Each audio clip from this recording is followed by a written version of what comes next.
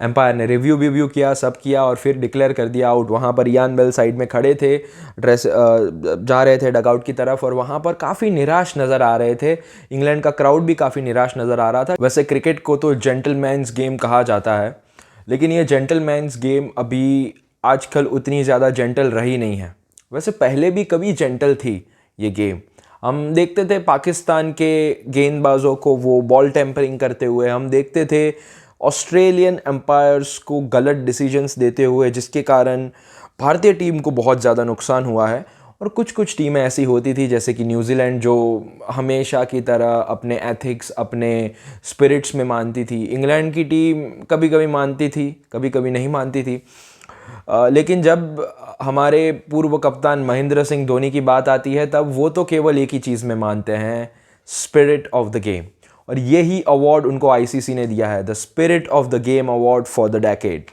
और अगर मैं आपको बताऊं कि इनके साथ कंटेंशन में और कौन था, महिला जयवर्धने श्रीलंकन लेजेंड थे, केन विलियमसन जो कि लेजेंड है न्यूजीलैंड क्रिकेट के कप्तान, न्यूजीलैंड क्रिकेट टीम के कप्तान ब्रेंडन मैकलम, एक्सपेक्टेड नेम्स। शायद इसमें मैं एक और नाम जोड़ दूंगा कंटेंशन में, भले आईसीसी ने नहीं जोड़ा हो, लेकिन मैं पर्सनली अपने साइड से जोड़ना चाहूँगा एबी डिविलियर्स का। अगर एबी डिविलियर्स का नाम ना हो स्पिरिट ऑफ द क्रिकेट में, तो क्रिकेट का क्या मतलब है? कोई मतलब ही नहीं है। जब एबी डिविलियर्स मैदान पर क्रिकेट खेलते हैं, तब तक क्रिकेट की जीत होती है। लेकिन आज बात एबी डिविलियर्स की नहीं होगी, ना ही आज बात होगी केन विलियमसन की, ब्रेंडन मैकलम की। आज बात होगी हम सब के हीरो महेंद्र सिंह धोनी की।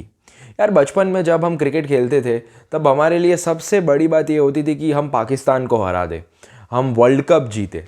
और हमेशा हम जब कॉलोनी में खेलते थे क्रिकेट, तब हम इमिटेट करते थे, शैडो बैटिंग करते थे, महेंद्र सिंह धोनी की तरह वो हेलीकॉप्टर शॉट लगाने का प्रयास करते थे।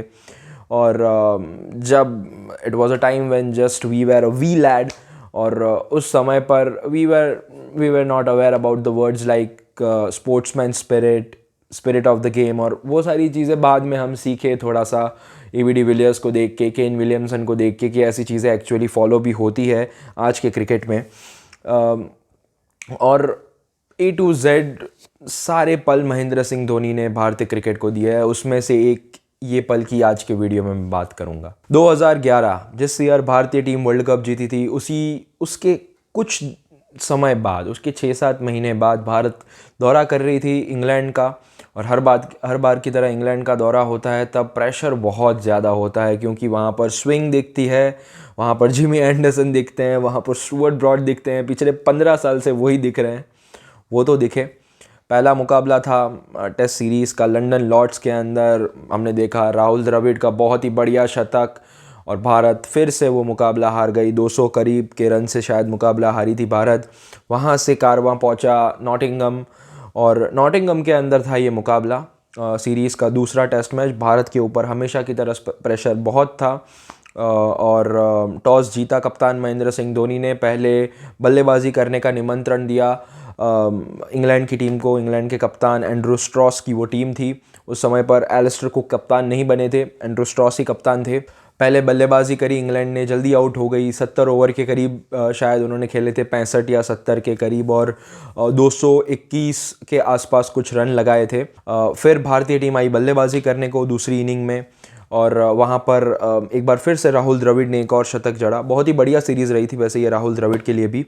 3 शतक जड़े थे उन्होंने इस स्पेशल सीरीज़ के अंदर। और फिर बात आती है तीसरे दिन के ऊपर। टी से पहले का थोड़ा समय था, ओवेन मॉर्गन बल्लेबाजी कर रहे थे, उनके सामने थे Ian Bell. Jonathan Trott generally आते थे उस पोजीशन के ऊपर जहां पर इयान बेल खेल रहे थे। जहां तक मुझे याद आता है, नंबर 3 के ऊपर उनको इयान बेल को भेजा था उस मुकाबले में, क्योंकि जॉनथन ट्रॉट हो गए थे इंजर्ड। और काफ़ी लकी साबित हुए उस मुकाबले के अंदर इयान बेल बहुत सारे तरीक़ों से।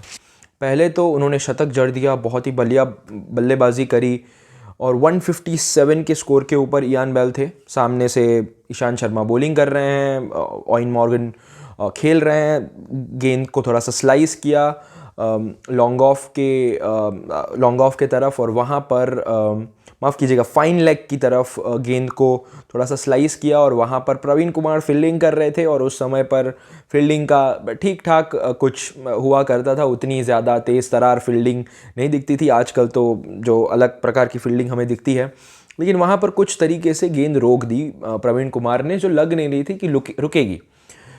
वहाँ पर ऑयन मॉर्गन को लगा कि ये तो चौका हो गया है और टी आखिरी ओवर था तो टी भी होने ही वाली थी। तुरंत ही प्लेयर्स ड्रेसिंग रूम में जा रहे थे क्योंकि बाद में आखिरी सेशन होता है, जनरली थर्ड डे का इम्पॉर्टेंट दिन होता है कोई भी टेस्ट मैच के अंदर।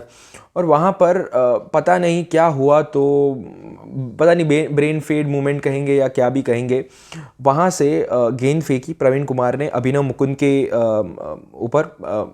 अभिनव मुकुंद को गेंद पास करी और वहाँ पर कर दिया अभिनव मुकुंद ने इयान बेल को आउट। एम्पायर ने रिव्यू किया, सब किया और फिर डिक्लेयर कर दिया आउट। वहाँ पर इयान बेल साइड में खड़े थे, जा रहे थे डगआउट की तरफ और वहाँ पर काफ़ी निराश नज़र आ रहे थे।